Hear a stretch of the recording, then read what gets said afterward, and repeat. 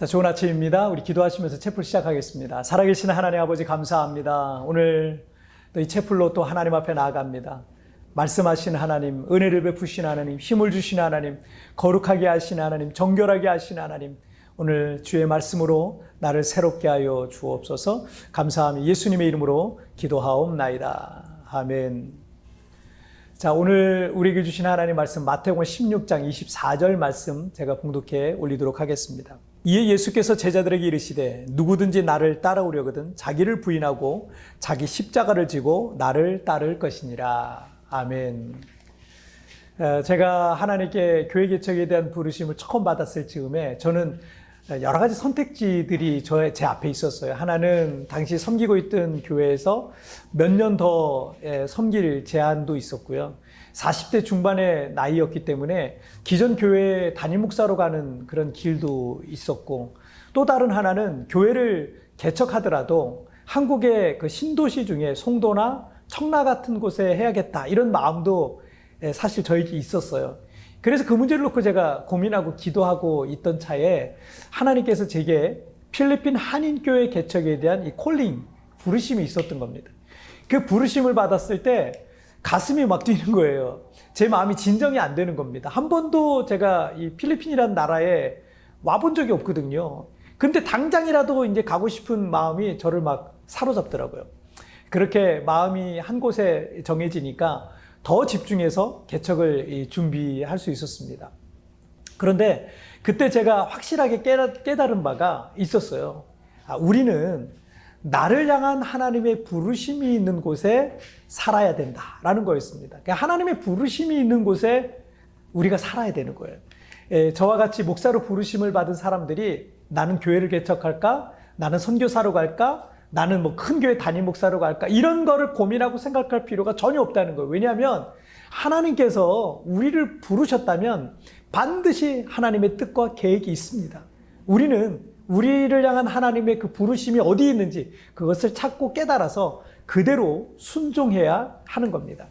마태복음 16장 16절에서 베드로는 주는 그리스도시요 살아계신 하나님의 아들이시다라는 그 위대한 고백을 하잖아요. 그 뒤에 주님께서는 자신이 예루살렘에 올라가서 고난을 받고 죽임을 당할 것을 말씀을 하셨어요.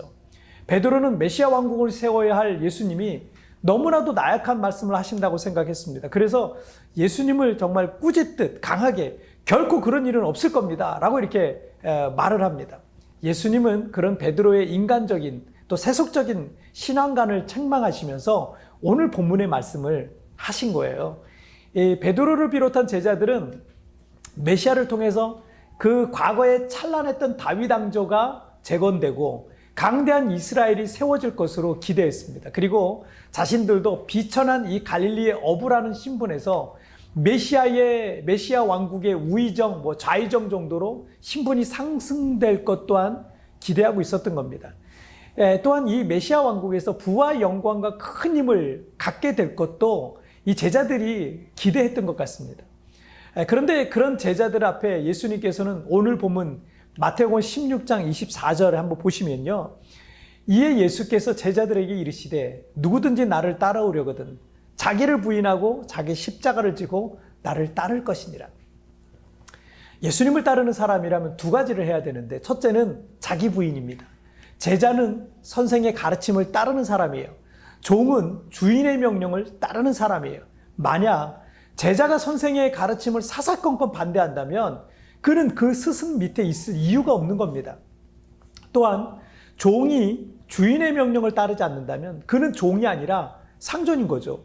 종은 자유가 없는 몸이에요. 그리고 그 주인의 소유고 그 주인이 원하는 대로 순종하고 복종하는 것이 종의 신분입니다. 우리가 예수님은 정말 선생이요, 나의 선생이요, 또 나의 주님이라고 믿는다면 그분의 가르침을 따르고 그분의 명령에 순종하며 살아가야 하는 겁니다. 그래서 그렇게 살아가기 위해서는 자기 부인이 따라야 하는 겁니다. 나는 죽고 예수로 사는 사람이 되어야 하는 겁니다. 자, 둘째는 자기 십자가를 지고 주님을 따라야 된다라는 겁니다. 우리는 작은 예수가 되어서 내게 주신 십자가를 지고 주님을 따라야 합니다. 각자의 십자가는 크기도 다르고 내용도 다르지만 우리 주님께서 그 십자가에 우리의 소명과 사명을 주셨다는 것을 여러분 기억해야 할 겁니다. 그런 삶이 진정한 믿는 자의 삶인 것입니다. 최근에 그 방송 매체를 통해 방영된 이단 사이비 교주들을 다룬 나는 신이다를 통해서 이 건전한 일반적 교회들마저 이 불신자들에게 혐오의 대상으로 오해받고 있습니다. 그런데 그 이단 사이비 교주들의 특징이 뭐냐면 자기 부인이 없는 거예요. 자기 십자가를 지고 따라감이 없는 거예요. 그러니 그들 가운데는 항상 성적인 탐욕과 물질적인 탐식과 권력욕 같은 것들이 항상 있지 않습니까? 그들은 예수님이 아닌 그런 세속적인 것들을 따르는 그런 사람들이었던 겁니다. 예수님의 제자도 아니고 예수님의 종도 아닙니다. 나는 죽고 예수로 살 때 우리 가운데는 자기 부인과 자기 십자가를 지는 희생과 사랑이 있는 겁니다. 오늘 우리는 누구를 위해 신앙생활을 하고 있습니까? 우리의 믿음이라는 것에 자기 부인과 자기 십자가를 지는, 그래서 나는 죽고 예수로 사는 삶인지를 여러분 우리 각자 오늘 돌아보시는 그런 시간 되기를 주님의 이름으로 축복합니다. 자, 우리 찬양 한 곡 같이 드리도록 하겠습니다.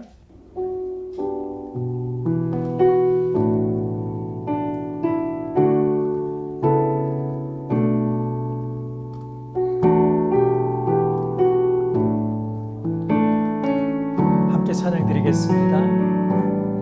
안개 속에서 주님을 보내 아무도 없을 것 같던 그곳에서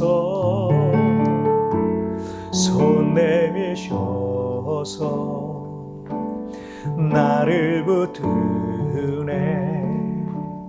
길 잃고 쓰러져 가던 그곳에서 주 말씀하시네.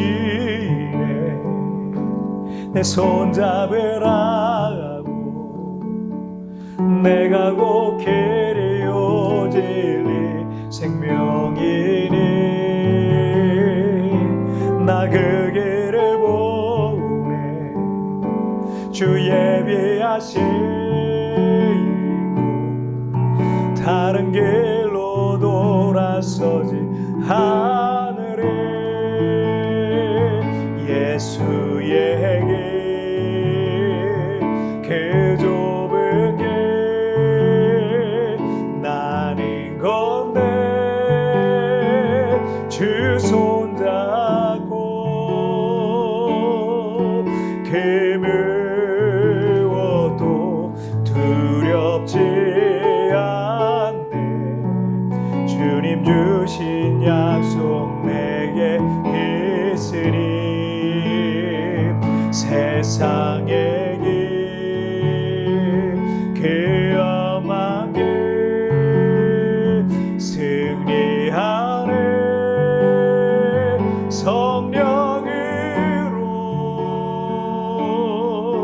그 무엇도 바라지 않네.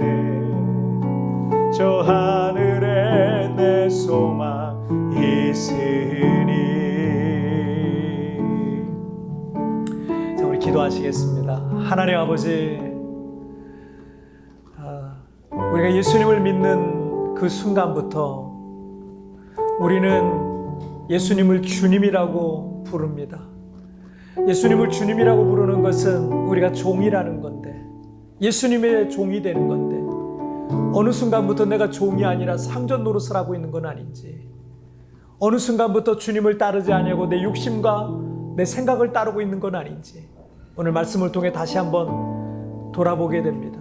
나는 죽고 예수로 사는 자가 되게 하여 주옵소서. 나의 길이 아닌 주님의 부르심을 따라 살아가는 길, 주님의 뜻대로 살아가는 길, 주님이 인도하시는 길에 순종하며 살아가는 길을 걷게 하여 주옵소서. 하나님, 나를 붙잡아 주옵소서. 나와 함께 하여 주옵소서. 오늘도 나를 붙들어 주실 걸 믿사오며 예수님의 이름으로 기도하옵나이다. 아멘. 여러분 뒤편에 나오는 오늘의 묵상 보시면서 개인적으로 묵상하시고요. 짧게라도 뜨겁게 기도하시면서 오늘 주님과 동행하시길 바랍니다. 우리 내일 굿모닝 채플에서 뵙겠습니다. 여러분 승리하세요. 나는 죽고 예수로 살 때 우리 가운데는 자기 부인과 자기 십자가를 지는 희생과 사랑이 있는 것입니다. 오늘 우리는 누구를 위해 신앙생활을 하고 있습니까? 나의 삶 속에 자기 부인과 십자가를 져야 할 부분은 무엇입니까?